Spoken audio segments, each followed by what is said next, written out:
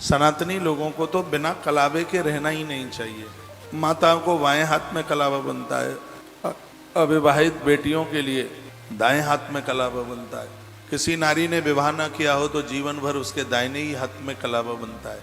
पुरुषों के लिए दाहिने हाथ में कलावा बांधने का विधान है। कलावा हमारा ही रक्षा सूत्र कहलाता है, इससे रक्षा होती है। पूजा के 16 प्रकार हैं, उसमें कलावे को वस्त्र के रूप में लिया गया है, उसका मंत्र है वेद में।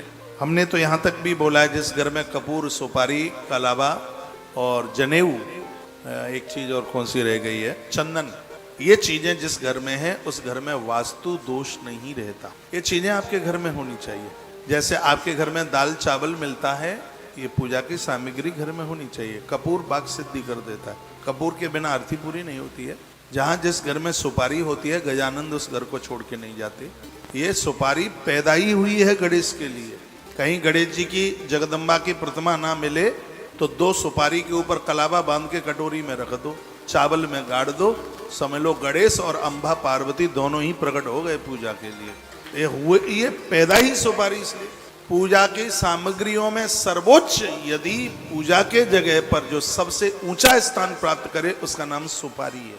लेकिन ये दुर्भाग्य है कि लोगों ने उसको पूजा में कम और सरौते के द्वारा कतरने में ज्यादा ले लिया है।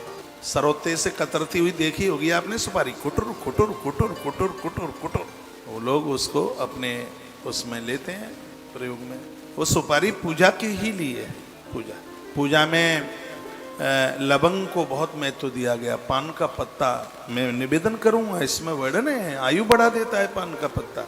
पान का पत्ता, सुपारी है, लवंग है और इलायची है, सुपारी है, बहुत बड़ी महिमा है इसकी, बहुत भारी महिमा। ये चीजें हैं घर में। सुपारी, भूमि पूजन हो रहा हो, तांबे का लोटा ले लो, उसमें साबुत हल्दी डाल दो, एक सुपारी डाल दो, चांदी का सिक्का डाल दो, चांदी के सांप सांपिन बनवा करके ला करके उसमें डाल दो, कन्हैया की छोटी सी बांसुरी डाल दो उसमें, फिर उसमें पंच पल्लव लगा करके ऊपर, उसके ऊपर एक जटा वाला नारियल रख दो, फिर उसको नीम में दबा दो, ऊपर 5 ईंटें रख दो। ये 5 ईंट 5 तत्वों के लिए।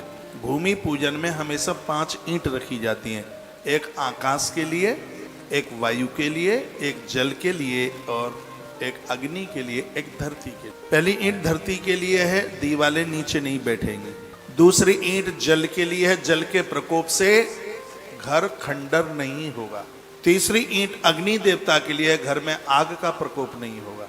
चौथी ईंट वायुदेव के लिए, तूफान के द्वारा तहस नहस नहीं होगा। नहीं तो आंधी तूफान आता है, अरे भैया बिल्डिंगें गिर जाती हैं, दीवारें गिर जाती हैं।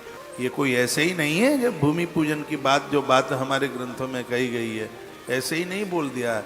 साधुओं का इसके ऊपर रिसर्च हुआ है, शोध हुआ है। और 5वीं ईंट है कि उस घर में सांप नहीं निकलते, सांप नहीं रहते उस घर में।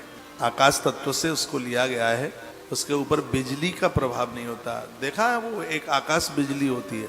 तो ये 5 ईंटें, ये टोटली नई बात है, मैं आपके बीच में जो रख रहा हूँ, तो ये बात बड़ी अद्भुत है और ये जानकारी के लिए बहुत ज़्यादा जरूरी है। एक बार जयकारा लगाएंगे आप, बोलिए बांके बिहारी लाल की जय हो, श्री हनुमंत बलवंत महाराज की जय हो, जय जय श्री, श्री राधे, जय जय श्री राधे, जय जय। श्री राधेश।